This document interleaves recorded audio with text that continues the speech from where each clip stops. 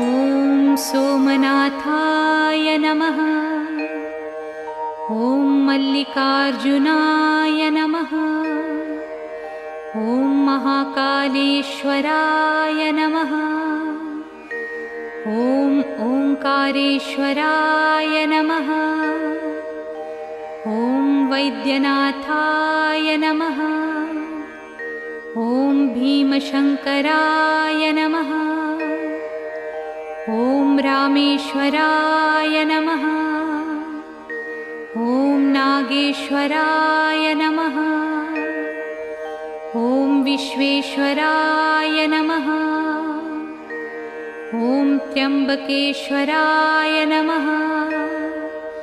ॐ केदारेश्वराय नमः। ॐ भुस्मेश्वराय नमः।